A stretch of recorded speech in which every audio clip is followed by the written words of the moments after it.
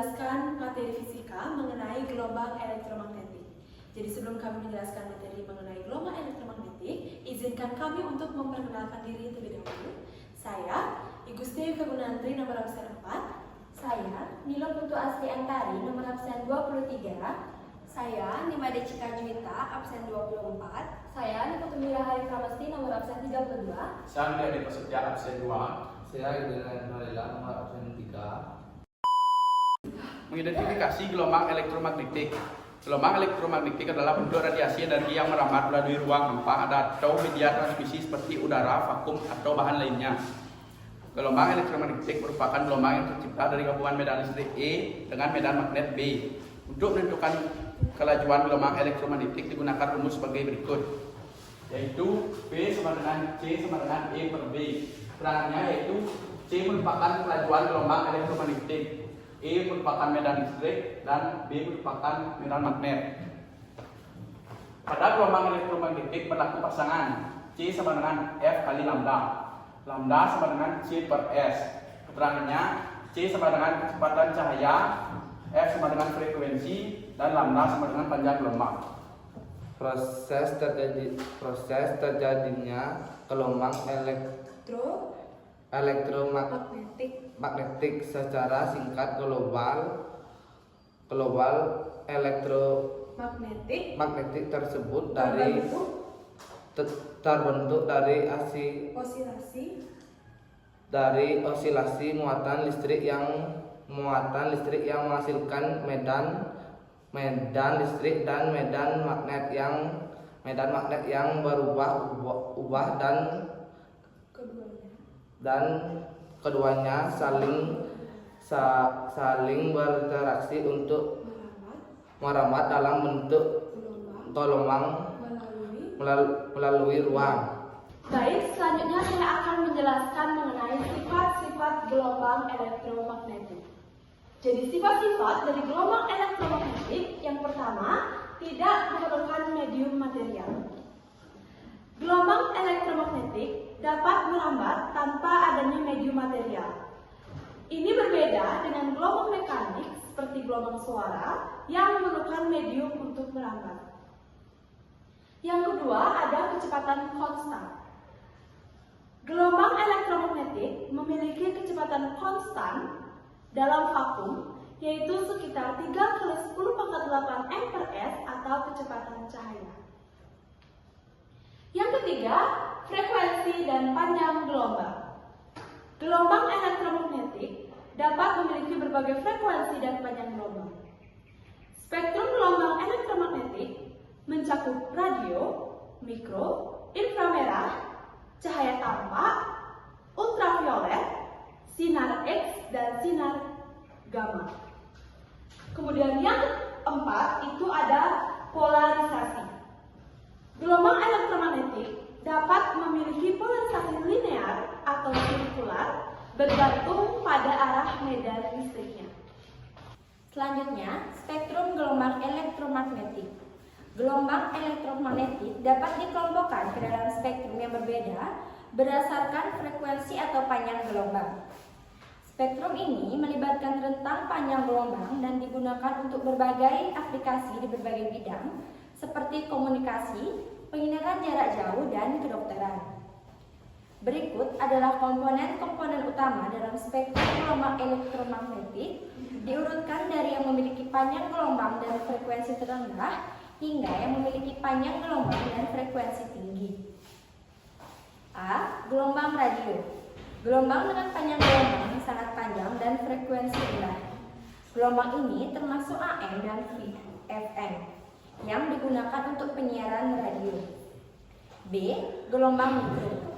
Termasuk dalam kategori ini adalah gelombang mikro dengan frekuensi lebih tinggi yang digunakan dalam teknologi radar, komunikasi, nirkabel, dan oven mikrogelombang. C. Inframerah atau IR. Gelombang elektromagnetik dengan frekuensi di bawah cahaya tampak.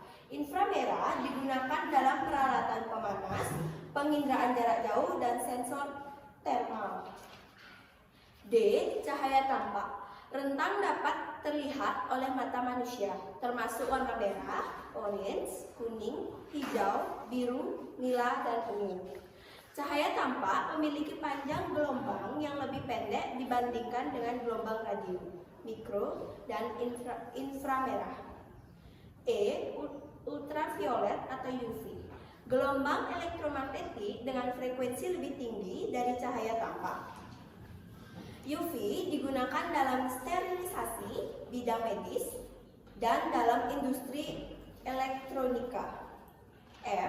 Sinar X. Gelombang elektromagnetik dengan frekuensi sangat tinggi. Sinar X digunakan dalam bidang diagnostik medis seperti pencitraan radiografi. Sinar gamma. Gelombang elektromagnetik dengan frekuensi tertinggi. Sinar gamma memiliki aplikasi dalam penelitian nuklir, pengobatan kanker, dan deteksi benda radioaktif. Kemudian saya akan menjelaskan pemanfaatan gelombang elektromagnetik dalam kehidupan sehari-hari. Yang pertama, saya akan menjelaskan gelombang radio. Gelombang radio selain digunakan sebagai media komunikasi, juga dimanfaatkan sebagai teleskop dalam radio. Manfaat dari gelombang radio ini yang pertama yaitu mentransmisikan sinyal pada jarak yang sangat jauh. Yang kedua, mentransmisikan sinyal komunikasi berupa radio dan juga stasiun TV. Yang ketiga, yaitu pencitraan satelit ke bumi dalam pembuatan peta 3 dimensi. Yang kedua, ada gelombang mikro. Gelombang mikro ini digunakan untuk komunikasi radar dan juga telepon seluler. Penggunaan gelombang mikro untuk radar dapat mendeteksi kedudukan pesawat terbang. Manfaat dari gelombang mikro ini yang pertama, yaitu berkomunikasi melalui radar, dan yang kedua yaitu mendeteksi posisi suatu objek yang diamati. Yang ketiga yaitu ada sinar inframerah. Penggunaan sinar inframerah digunakan pada remote control. Selain itu digunakan pada alat pendeteksi suhu tanpa harus menyentuh orang yang akan diukur suhunya. Manfaat dari sinar inframerah ini yang pertama yaitu remote control dalam mentransmisikan data dalam bentuk energi. Yang kedua, teknologi pada kamera CCTV atau alat militer yang menerawang di malam hari atau dalam keadaan gelap. Kemudian yang keempat ada cahaya tampak. Penggunaan cahaya tampak dalam kehidupan sehari-hari untuk membantu melihat juga banyak diaplikasikan dalam bidang kedokteran, kecantikan maupun industri. Manfaat dari cahaya tampak ini yang pertama, penggunaan laser dalam serat optik pada bidang kedokteran untuk mendiagnosis penyakit. Kemudian yang kelima ada sinar ultraviolet. Penggunaan sinar ultraviolet digunakan untuk menentukan kandungan suatu bahan. Manfaat dari sinar ultraviolet ini pada bidang medis digunakan untuk membunuh bakteri.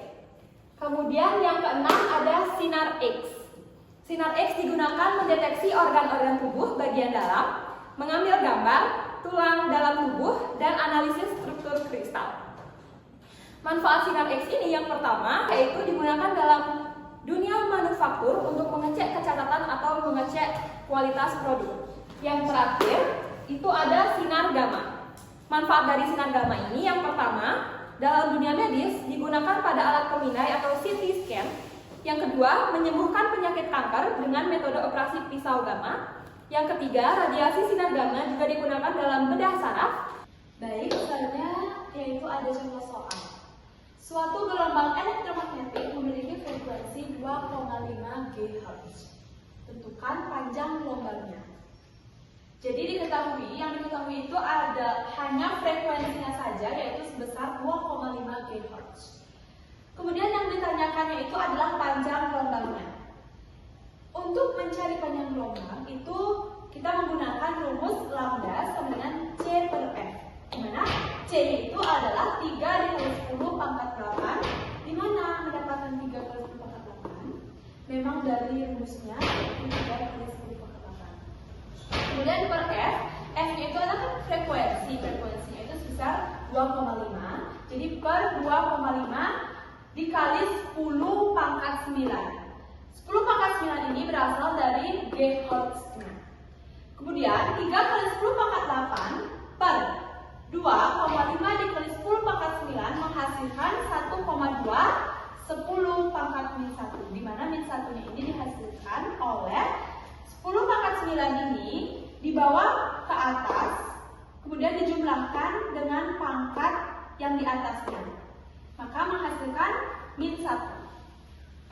Baik, sekian video dari kelompok kami. Bila ada salah kata atau salah materi, kami mohon maaf. Kami tutup dengan para mesanti. Om Santi Santi Santi Om.